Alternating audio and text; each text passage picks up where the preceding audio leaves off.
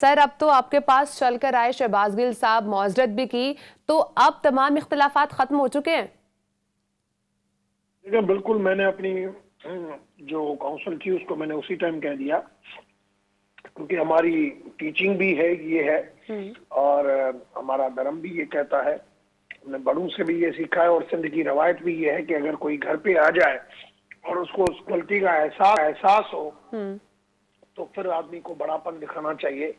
ऐसे अल्फाज जो थे और जो डैमेज हुआ वो तो मैं समझता हूँ लॉस को तो कवर नहीं कर सकते, मगर जब घर आ गए तो मैंने उस चैप्टर को मैंने क्लोज कर दिया।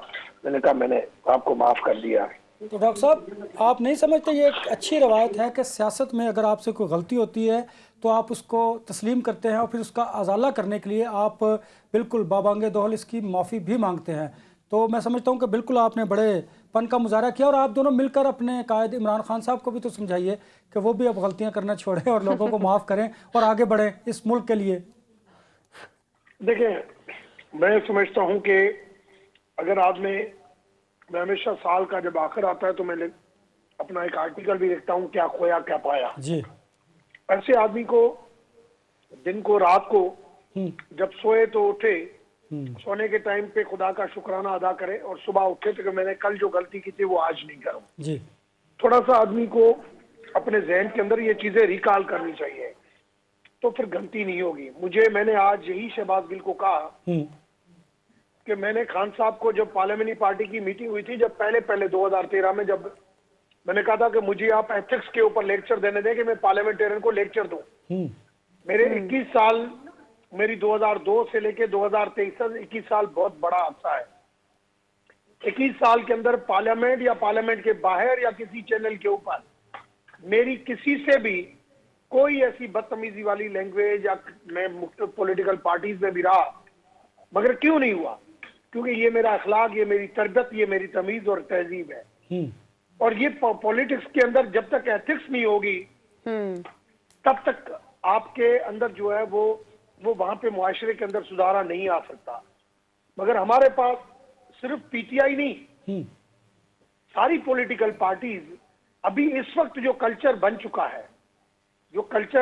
है, मैं फिर भी अगर तमीज और तहजीब देखता हूं वो पीपुल्स पार्टी में देखता हूं कि वो फिर भी लिहाज ये वो कर देते हैं, अल्फाजों का चुनाव अच्छा करते हैं। मगर बाकी सारी पॉलिटिकल पार्टीज में कहें कि किस किस्म की लैंग्वेज यूज करते हैं, क्या करते हैं। आज ये जो नानकाना साहब वाला जो वाकया है जी, मैं समझता हूं मुझे जब मारिया, मैं आपको बताऊं, जब 19 जून 2014 की जब जजमेंट के लिए 9 फरवरी 2014 को जब मुझे चीफ जस्टिस तसदुक हुसैन जिलानी ने बुलाया, मुझे कहा कि मैं माइनॉरिटी के लिए स्टेटमेंट, अपना जजमेंट देना चाहता हूं, आप मेरे लिए, मुझे आप सपोर्ट करें यहाँ पे।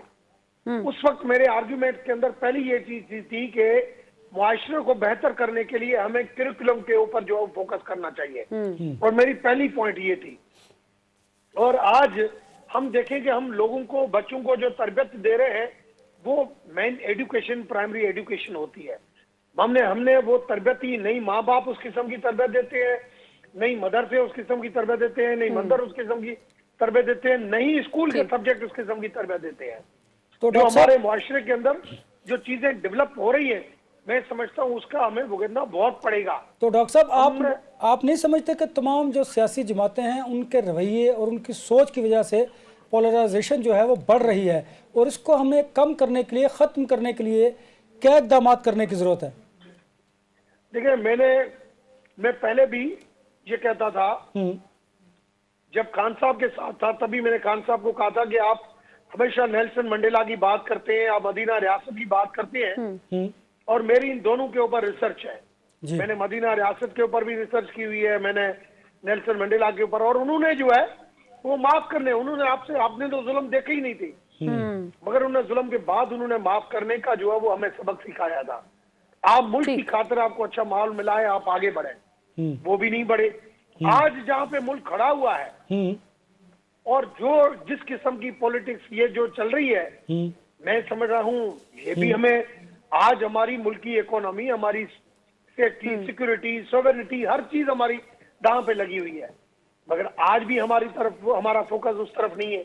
तो जो पढ़े लिखे जो सुलझल लोग हैं उनको इस चीज के ऊपर फोकस करना, जब तक उस चीज के ऊपर फोकस नहीं होगा, बिल्कुल मैं समझता हूँ मुआशरे को भी खराब कर रहे हैं जी, और हम अपने मुल्क के लिए भी खराब कर रहे हैं। मेरे पास जैसे आज आए, मैंने जब ये इसकी थी कि खान साहब कह रहा है कि मैं नहीं जाऊंगा, वो अब जैसे ये मामला है, पता है कि इमरान खान की जो अपना एक एटीट्यूड है, मैं अगर यहाँ पे होता, मेरे पास डिसीजन होता, मैं कहता कि अभी मेरी हुकूमत है, मैं 2 बंदों को नॉमिनेट करता कि आप जमान पाक खान साहब के पास चले जाएं कि मुल्क की खातिर आप आए एपीसी में बैठे और मुल्क की दहशतगर्दी के ऊपर हम बात करें। किसी न किसी को आगे जो है बढ़ना चाहिए और सामने वो रेस्पेक्ट मिलनी चाहिए। ठीक है, रिस्पेक्ट भी देनी चाहिए और हमें बहुत सारी चीजों को एथिकली भी लेकर चलना चाहिए। सर साथ ही रहेगा, शुएब शाहीन साहब आपकी तरफ आऊंगी, थोड़ा सा आगे भी प्रोसीड करेंगे। इस वक्त जिस तरह से हम बात कर रहे हैं, पोलराइजेशन तो बढ़ती जा ही रही है, लेकिन जो पॉलिटिकल लोग हैं उनमें भी हम देख रहे हैं कि बहुत ज्यादा जो बयानातबाजी है वो काफी एग्रेसिव होती जा रही है। इमरान खान साहब ने बयान दिया है, सर वो ये कह रहे हैं कि जनरल बाजवा के खिलाफ फौज के अंदर इंक्वायरी होनी चाहिए है। आप इमरान खान साहब के इस मुतालबे से कितने एग्री करते हैं सर? शुएब साहब, आपको मेरी आवाज आ रही है? शुएब साहब से राब्ता दोबारा करने की कोशिश करेंगे। रज़ा साहब, आपकी तरफ आऊंगी।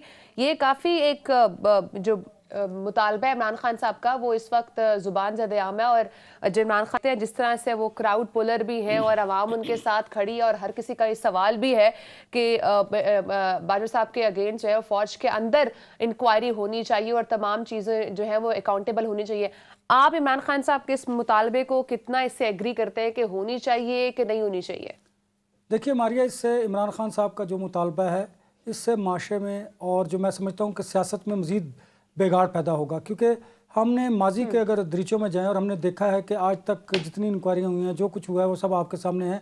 और खान साहब का ये मुतालबा कि बाजवा साहब के खिलाफ फ़ौज के अंदर इंक्वायरी होनी चाहिए, मैं समझता हूँ कि ये सियासत की नज़र हद तक तो बिल्कुल दुरुस्त है, लेकिन इससे खान साहब को कुछ हासिल नहीं होगा।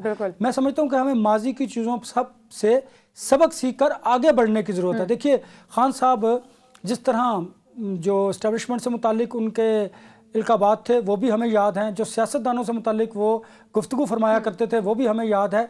लिहाजा इन तमाम चीज़ों को, इन तमाम तलखियों को भूल कर हमें आगे बढ़ना होगा। माजी में किसने क्या किया, देखिए उससे हमें सबक ज़रूर सीखना चाहिए, उसे हमें एक्सपीरियंस के तौर पर ज़रूर लेना चाहिए, लेकिन ये नहीं हो सकता कि हम उन चीज़ों को अगर लेकर आगे बढ़ने की कोशिश करेंगे तो मैं समझता हूँ कि हमारे पाँव वहां पर रुक जाएंगे। मारिया, मेरा ख्याल है कि शुएब साहब भी हमारे साथ है। अगर आप ये सवाल जरा शुएब साहब से पूछे तो ज्यादा वो बेहतर। शुएब साहब, मैं आपसे सवाल रिपीट